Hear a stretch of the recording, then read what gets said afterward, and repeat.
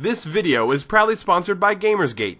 Download games anytime, anywhere. Visit Gamersgate.com.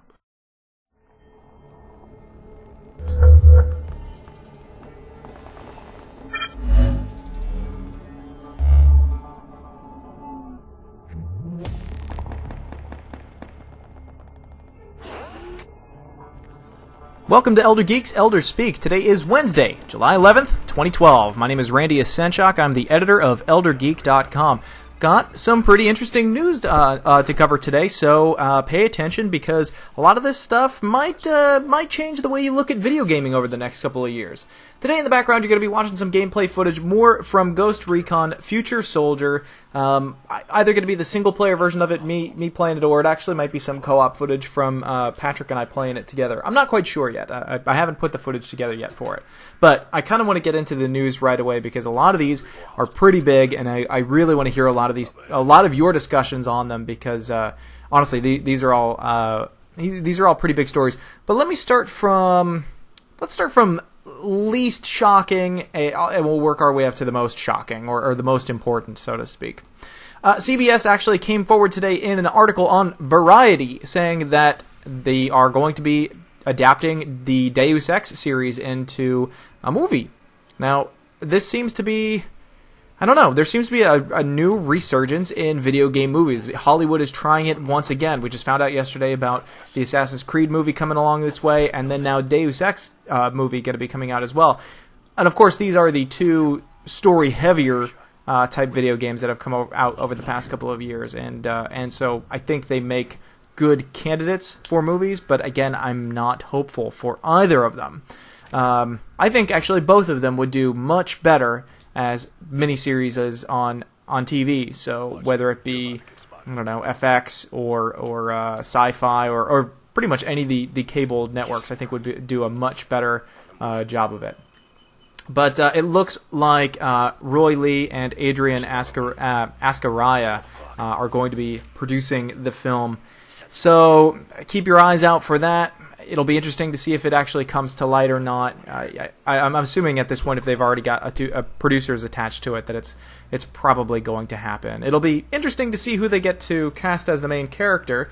It would be really funny if it was actually Keanu Reeves, because then, you know, Deus Ex would be Neo, basically. So, yeah, that's actually pretty interesting news. Let's see. Second up on the list, and this one is actually coming from Digital Spy.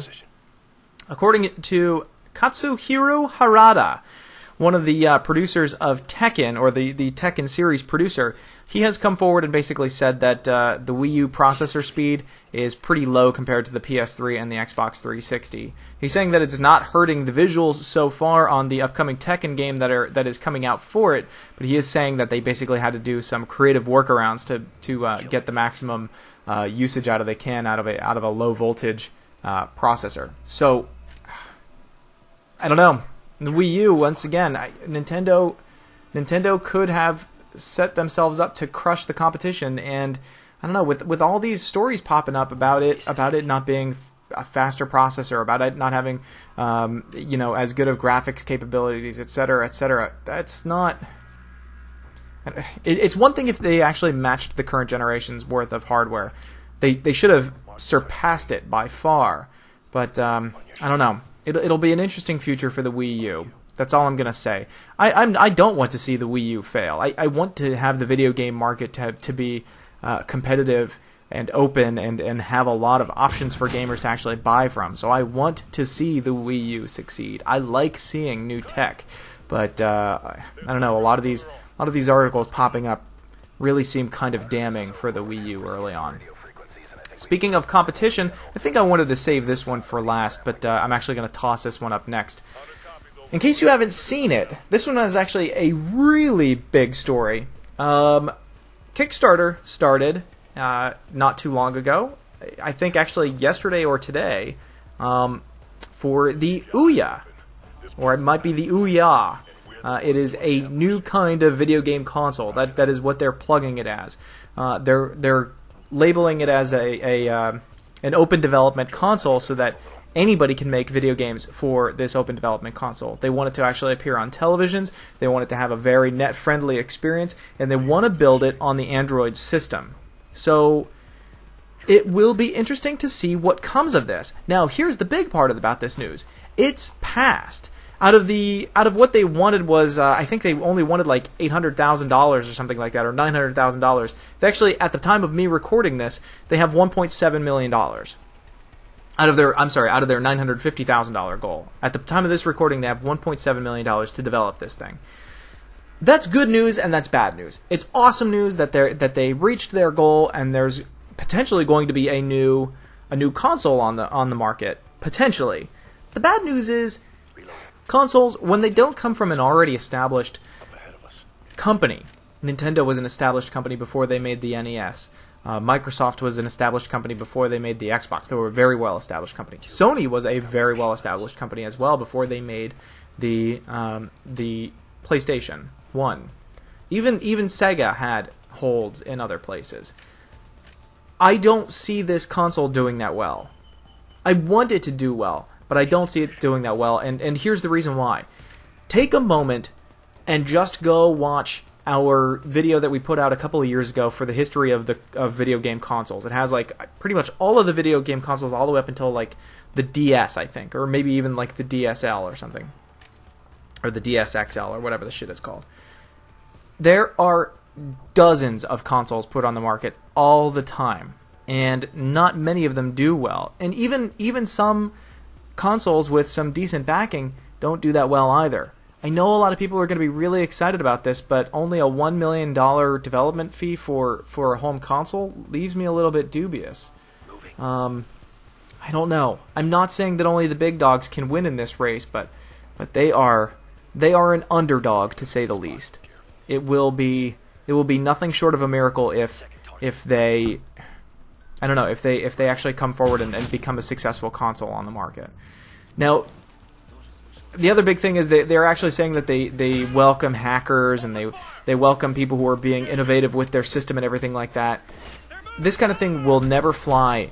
They will never get bigger developers on board like Activision and EA, which those companies are pretty much needed to make a console successful with that type of attitude. It just won't. You know, they might have a few good games at launch. Notch actually kind of nodded his approval towards this, saying that if there was a market for it within the gaming community, that he would definitely put his games on there. But Minecraft isn't going to move systems. You know, shoot, if Angry Birds can't move systems, Minecraft can't move systems.